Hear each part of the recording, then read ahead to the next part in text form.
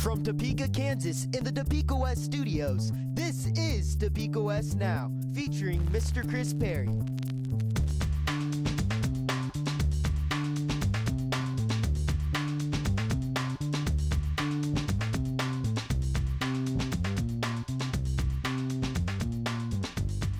Topeka West is now, with your host, Ethan Jackson.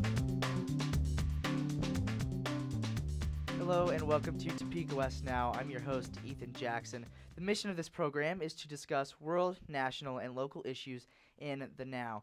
Topeka West students and staff will help in the discussion through man-on-the-street type comments. And joining the program is anchored by our expert, Topeka West teacher, Mr. Chris Perry.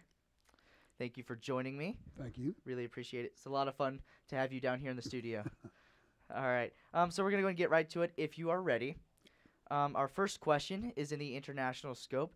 Mr. Perry, our woman on the street, Lacey Roberts, asked Topeka West students and staff to give their opinion on the current problem with the so-called Ebola epidemic. Let's take a look to see what people had to say around campus.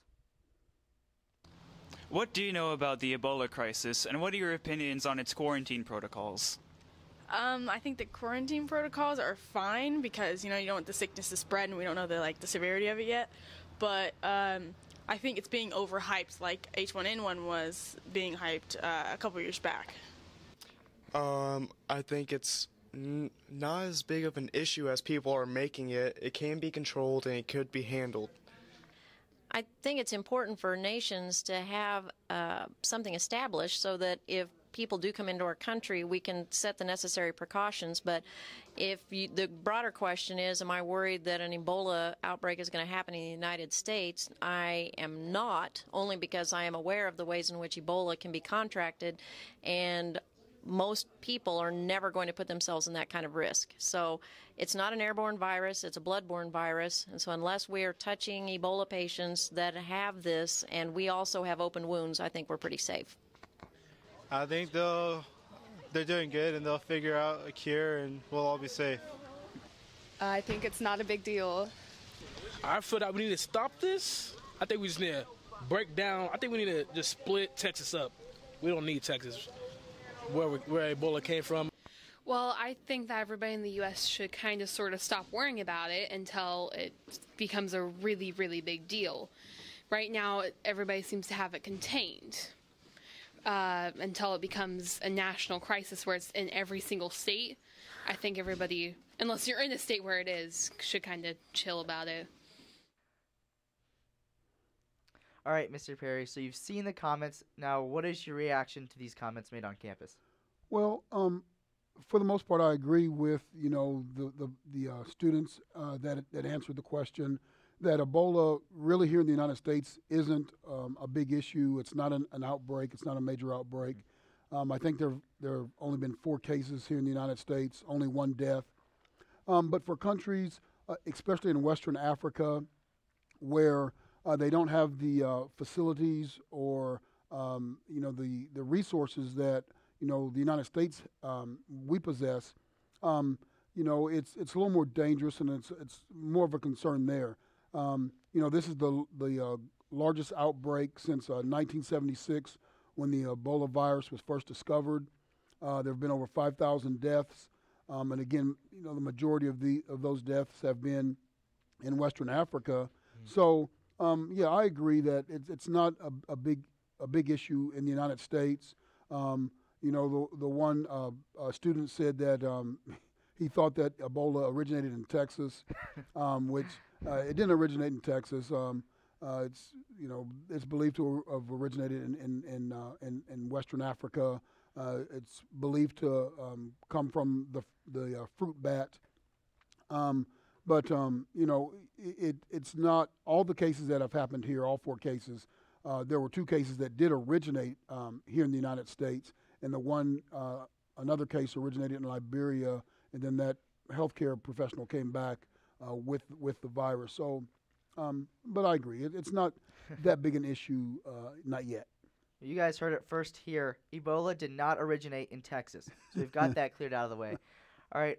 So since it is such a big deal in West Africa, are there any steps that you think the United States should take to assist? Well, federal law does allow our government to, to prevent people with an infectious disease from entering the country. And, I think as long as, the citizens of America understand the precautions that need to be taken, like Mrs. Ralston said, it's not an airborne virus. It's not highly contagious. It's highly infectious, but it's not highly contagious. So, as long as we take precautions, especially if you are dealing with the bodily fluids of a person who has Ebola, then I think it's fine. So you're not worried about an outbreak in the United States at all? There are a lot of other things to worry about. Ebola is way, way down on my radar. All right. Well, is there anything else that you'd like to add before we go to break? I think, from our discussion and from what we've heard on the Man on the Streets, I think we probably covered it fairly well. All right. Well, we will be right back with more Topeka West Now.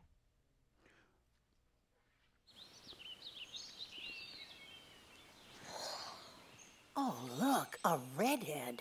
Staring contest.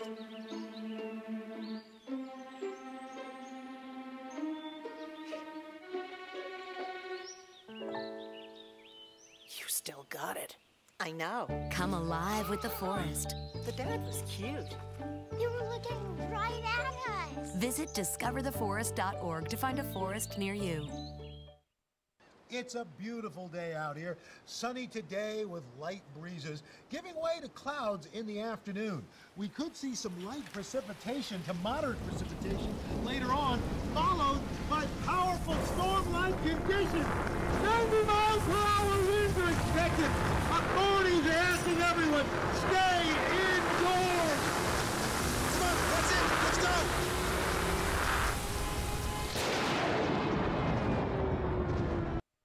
Today, 1 out of every 4 American kids is Hispanic. That means many of the future doctors who will care for us, the engineers who will build our cities, the scientists and entrepreneurs of our country can be your kids. We all know how hard it is for you to send them to college. This is why we want you to know you are not alone. And every day, more people support you to make it happen. Many support you. And the Hispanic Scholarship Fund helps you prepare, plan, and pay for your kids' college education. Learn more at hsf.net. Did you know kids who play outdoors have healthier lungs? Totally. Did you know that boys that play with dolls make better husbands? My son has lots of dolls. But did you know terry cloth diapers breathe better? I did. It's totally true. Oh, yeah. Did you guys know statistically friendly kids have more friends? Yeah. That's obvious. Did you know most people think they're using the right car seat for their kid, but they're not? Parents who really know it all know for sure that their child is in the right seat. Visit safercar.gov/the-right-seat to make sure your child is protected. Welcome back to Topeka West Now. I'm here alongside Mr. Chris Perry again. Thank you for joining me. Our next issue comes nationally, and that is the 2014 election. Now, before we look at our student and teachers' opinions on this, I would like to mention that this year's election made a little bit of history and surprised some of us here in Kansas and in the United States, as the Republicans took majority in Washington. So let's go ahead and take a look at what some of our students and staff thought throughout our Topeka West campus.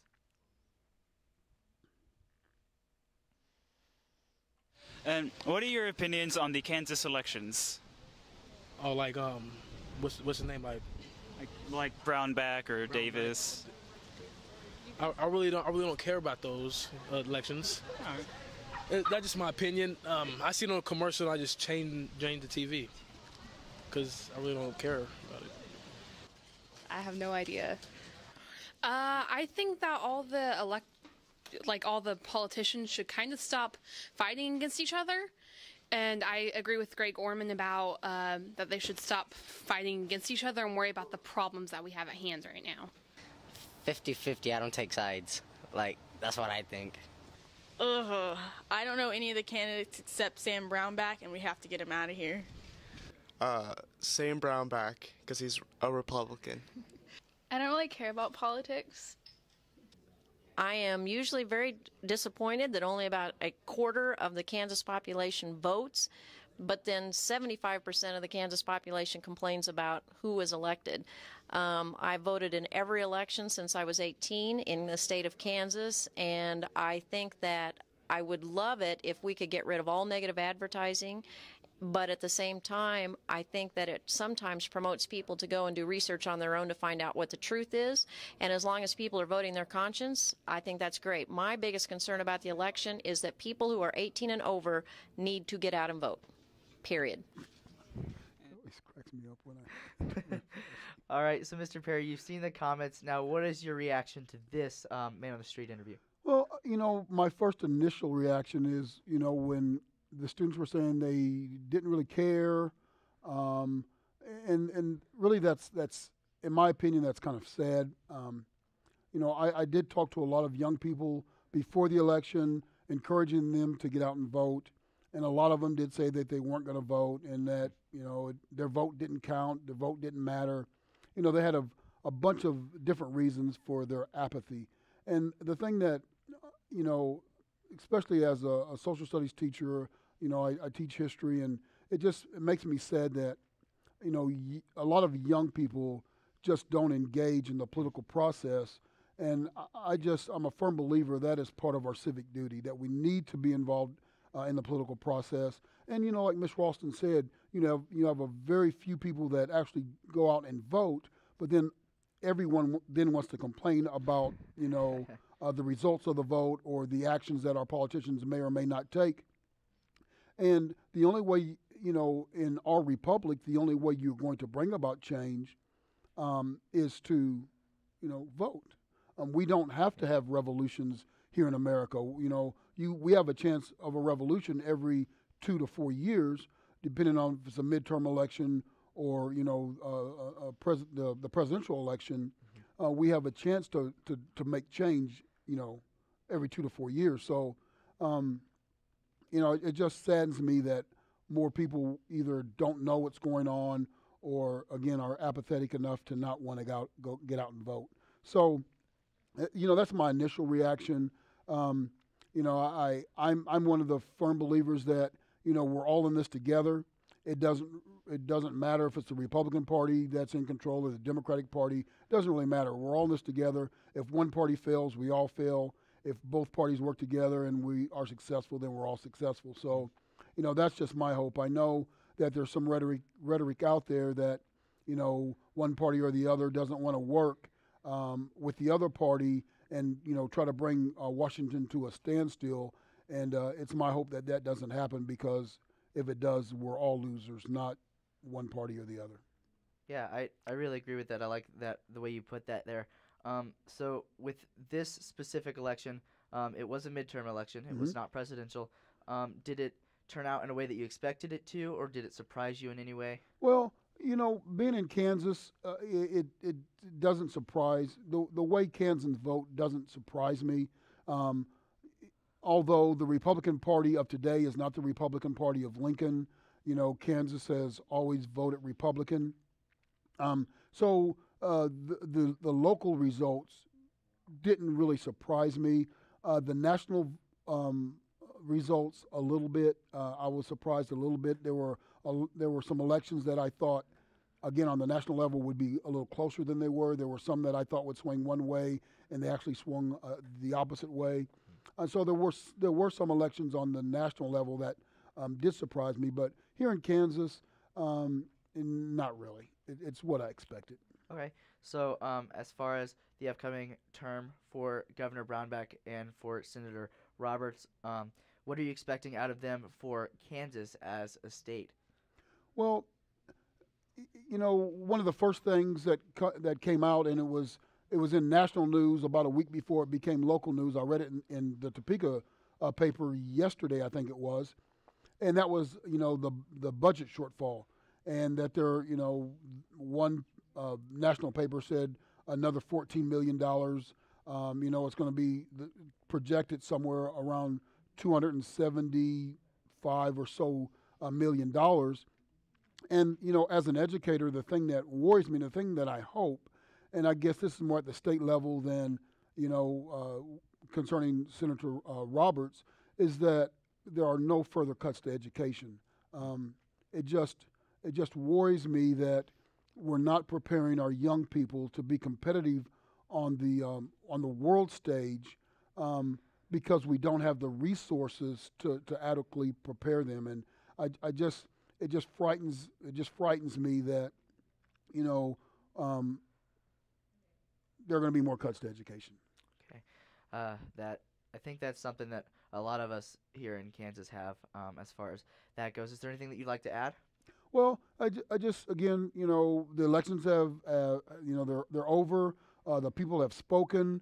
Those people who have been elected have been duly elected, and now all we can do is get behind, you know, our political leaders and hope and pray that they make the right decisions and they do what's best for not just a few constituents that might be influential, but do what's best for all Kansans. Agree with that. All right. Well, for those of you, we will be right back, and we are going to tackle our local topic of charities.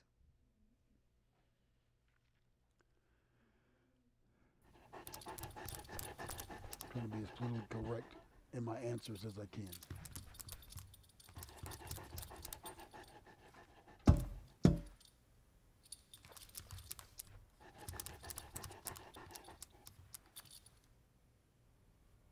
There's a shelter pet who wants to meet you. Meet one today. Visit theshelterpetproject.org. Adopt.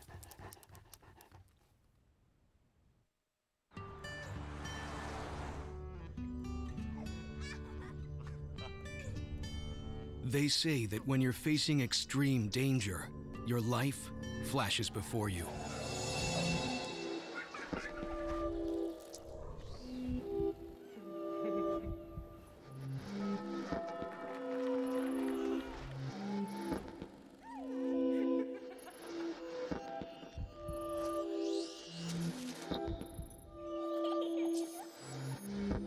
If you think that's sad, consider facing it before you even have enough life to flash before your eyes.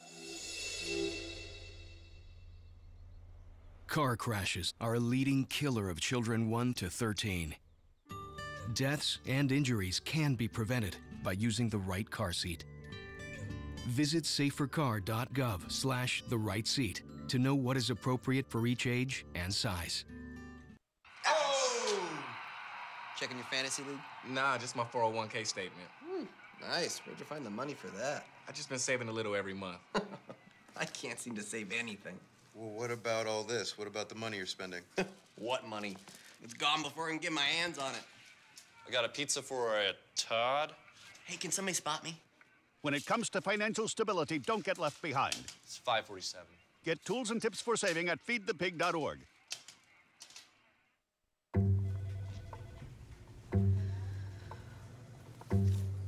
Please have a seat. I'll be honest. Your resume, not what I'm used to. I know. Okay, so what would you bring to my company? What do you need? I need a hard worker. Good. I've got 2 part-time jobs and to help my parents pay the bills. I need problem-solving skills. I got through high school without a car, a phone, or a computer. No college degree, though.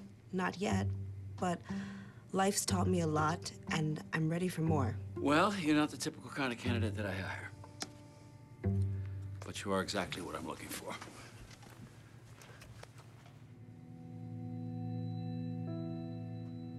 Your company could be missing out on the candidates it needs most. Learn how to find, cultivate, and train a great pool of untapped talent at gradsoflife.org. Welcome back. Our final topic comes to us locally as well as nationally. That topic is charities. Now, what is a charity? Some people are unaware. Well, a charity is an institution that assists those that are in need. There are many types of charities that include bread lines, soup kitchens, and where those in need of a good meal can go and get that when they're having rough times. So let's take a look at a few thoughts from students and staff throughout our Topeka West campus. And what do you think the importance of charities are? I think charities are important to help others and just to help one another out in time of needs. That's important because there's some people that are less fortunate than us and can't have what we have. It's very important because we have lots of stuff and we can give it away to the less fortunate. Charities are very important, especially for the people in Haiti and stuff. Like, we need to help them more because we're living the life here and they're not. Charities are set for a purpose, but they're meant to be a short-term fix. And unfortunately, I think they become a long-term solution for some. Charities have to be there so that we can help people who need that assistance, but it's not meant to be a lifestyle. So I consider myself to be very charitable with my time because I don't have a lot of extra money. But at the same time, I think that if we look upon charities as being something that people are taking advantage of, we've got to rethink that. But at the same time, I also feel that if I have some strengths or some gifts that I can give to people, I should. I think charities are important because, you can donate money to help causes. They're pretty important because they help raise money for important issues such as breast cancer awareness, leukemia, like Helping Hands. They help raise money for stuff like Helping Hands and all that stuff. I feel that charities is a good thing. I feel that we need to give the charity money and support. Charities, they help fund research and stuff for like cancer and like diseases and stuff. So we definitely need them, and housing and everything for people who are like poor and stuff. So we need them. Okay. All right. So just a minute ago, I talked about the basis of some charities. Now, Mr. Perry, you've seen the comments from our students around campus and staff. What is your view on their comments on this topic? Well, especially Mrs. Ralston, listen to her comments, and I think that is one of the fears that, a charity is there to help a person in a time of need. It shouldn't become a habit. It's not there to become a lifestyle, that sort of thing. But, as more and more governments, from the federal level to the state level to the local level, try to cut taxes, try to cut services. Charities are becoming more and more important, so we can help those people who, at one time or another may be in need of whatever services the charity might be providing. So I think it's important for, those of us who are fortunate enough to have a little bit more than we actually need. If we can provide time or resources to help a person who may be, down on their luck at a certain point in their life, it's important that we try to give. All right. Now, do you think that we give enough here, or do you think that we should give a little bit more, especially with the holiday season coming up and things like that? Well, and I know people really, when the holiday season comes up, people really start kind of focusing in on trying to help people in need. And I would suggest, and this is just me personally, that you do it when you can, whenever you can, and not just around the holiday season. And as far as doing enough, I think being charitable is not something that you should be forced to do. If you have a charitable heart, then you're going to give, and if you don't, then you shouldn't. It's you shouldn't be pressured into it. Shouldn't be forced to do it. And I think that especially in our community, and I know here at Topeka West, that there is a lot of charitable work being done, and I'm really, one of the reasons I'm really proud of to be a part of Topeka West and the Topeka West community is because we are very, very charitable. And I think Topeka West, there's a lot of organizations, clubs, sporting teams that do outstanding work in trying to raise money, donations, gather donations, so they can help the less fortunate. So as far as if we do enough or not, I don't know what the answer is, but I do know that here at Topeka West, I think the community is very, very charitable. Okay, well, that's good to know. Just in the broad prospect of view of things, do you think that, what is your view on charities as far as importance goes? How important are they, and things like that? Okay, and again, because it used to be, and this really starts with FDR and the Great Depression, where because so many people were down and out and they lost their fortunes and they didn't have jobs or money, it became the government's responsibility to help take care of those people who were in need. And we've kind of moved away from that as, again, local state and the federal government has started to try to rein in some of the spending, and a lot of those institutions and organizations that were there to, help people in need, those have been done away with. It's more and more important, I think, for individuals, different civic groups and organizations, churches, Topeka West, places like this, schools, to do more charitable work, because those federal and state institutions that used to be there to take care of those services are no longer there. So I think it's very important that if you have a charitable heart, if you have the means to help other people, I think you ought to do it. And I think it's important that you do. All right. Well, really quick, is there anything else that you'd like to add? About charities? Yes. Or no, again, I think we covered it fairly well. And the man on the street, their comments were, again, I thought extremely well done, and very thoughtful. All right. Well, we're going to take one more break before we're right back with the lightning round.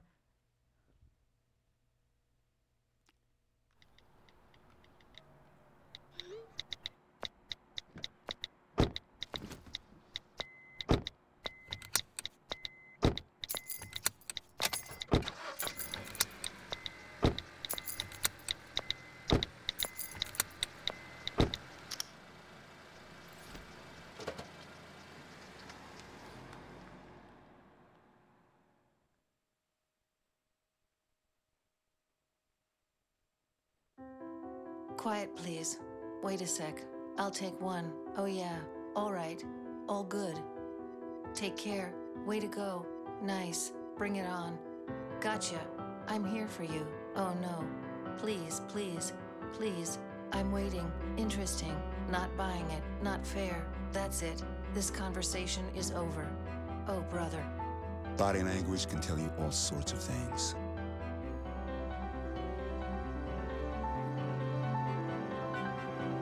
I'm having a stroke. I'm having a stroke. Know the sudden signs. Learn fast. F, face drooping. A, arm weakness. S, speech difficulty. T, time. Time to call 911 immediately. The sooner they get to the hospital, the sooner they'll get treatment. And that can make a remarkable difference in their recovery. Learn the body language, the sudden signs, and spot a stroke fast.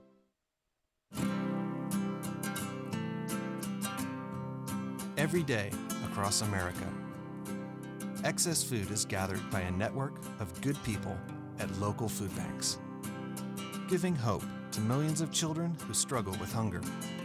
They've earned their wings, and you can too. Together, we can solve child hunger. Support Feeding America and your local food bank at feedingamerica.org. Welcome back to Topeka West Now. We are currently heading into the lightning round. And again, the way this works is that we have a few simple either-or questions for Mr. Perry to answer, just to get a little bit of a better look at him as a person. All right, so first one is about holidays. Okay. Would you prefer Halloween or Christmas? Christmas. That one's easy. Is that because the presents? No, Halloween's made up. It's just a way to get your money. Christmas. All right. As far as food goes, would you prefer savory food over sweet food, or sweet food over savory food? I'd have to say sweet. Sweet? I'd be sweet, yeah. All right. Books or movies? That's a tough one. Wow. I guess it would depend on how much time I have, but I'm going to act like I have a lot of time, so I'll say books. All right. Cell phones or wrist phones? Okay. Calling Dick Tracy. Wrist. All right. And now, as far as a vacation goes, would you prefer a warm beach or chilly mountains? I'm 81 years old. I can't take the cold anymore, so warm beach. All right. That sounds good. Is there anything else that you'd like to add really quickly before we wrap up? Just thanks for inviting me again. I have a lot of fun, and this is awesome. Well, thank you for coming out. I also definitely enjoy the time and experience. That's what I'll call it. We'll call it the experience of doing this show with you. Thank you again, and thanks to Aiden Bly and Lacey Roberts for the student and staff interviews, as well as Dylan Lears, who is our video expert, and Adrian Aguilar, who has been working the cameras for us today as well. This has been Topeka West Now. I'm Ethan Jackson for Topeka West TV, and we will see you next time.